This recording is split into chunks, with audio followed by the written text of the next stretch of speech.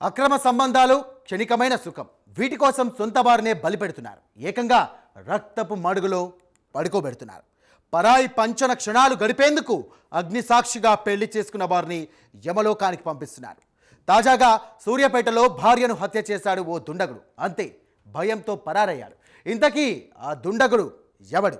పెళ్ళై పిల్లలు పెద్దవాళ్ళైనా కామంతో కళ్ళు మూసుకుపోయిన వాడెవడు? ఈ ఘటనపై మరిన్ని వివరాలు మీకోసం.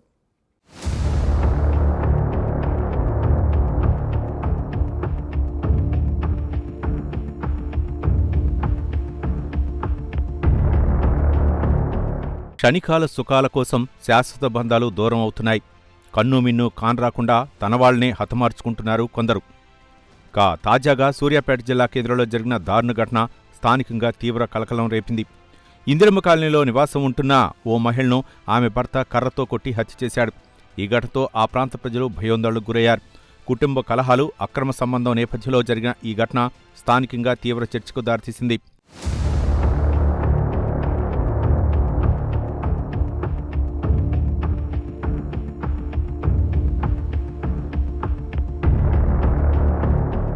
జమ్ముల శ్రీనివాస్ అనే వ్యక్తి తన భార్య పుష్పలతతో కలిసి ఇందిరమ్మ కాలనీలో నివాసం ఉంటున్నాడు. శ్రీనివాస్ వృత్తిరీత్యా ప్లంబర్గా పనిచేస్తూ కుటుంబాన్ని పోషిస్తున్నాడు. గత కొన్ని సంవత్సరాలుగా అతను మరో మహిళతో అక్రమ సంబంధం కొనసాగిస్తున్నట్లు తెలుస్తోంది. ఈ విషయంపై దంపతుల మధ్య తరచుగా గొడవలు జరుగుతుండేవని స్థానికులు చెబుతున్నారు.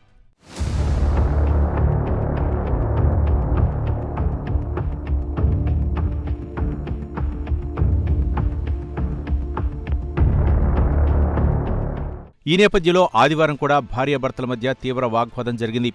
తన అక్రమ సంబంధానికి భార్య అడ్డు వస్తుందనే కోపంతో శ్రీనివాస్ ఆగ్రహం వ్యక్తం చేశాడు. వాగ్వాదం క్రమంగా ఉద్రిక్తతలకు దారితీసింది. కోపోద్రిక్తుడైన శ్రీనివాస్ ఇంట్లో ఉన్న కర్రతో భార్య పుష్పలతపై దాడి చేసినట్లు సమాచారం. తలకు మరియు శరీరంపై తీవ్రంగా దెబ్బలు తగలటంతో పుష్పలతకు తీవ్ర గాయాలయ్యాయి.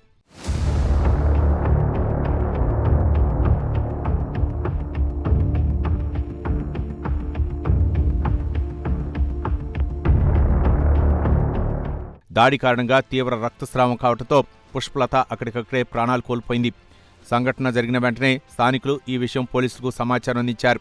ఘటనాస్థలానికి చేరుకున్న పోలీసులు పరిస్థితిని పరిశీలించి మృతదేహాన్ని స్వాధీనం చేసుకున్నారు. అనంతరం పోస్టుమార్టం నిమిత్తం సూర్యాపేట ప్రభుత్వ ఆసుపత్రికి తరలించారు.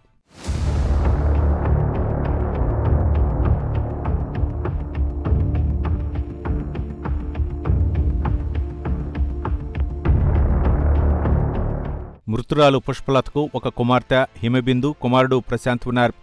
తల్లి హత్యతో పిల్లలు తీవ్ర విషాదంలో మునిగిపోయారు. కుటుంబంలో జరిగిన ఈ విషాద ఘటన స్థానికులను కదిలించింది. కుటుంబ కలహాలు ఈ స్థాయికి చేరటం దురదృష్టకరమని బంధువులు అంటున్నారు. నిందితునికి కఠిన శిక్ష పడాలంటున్నారు.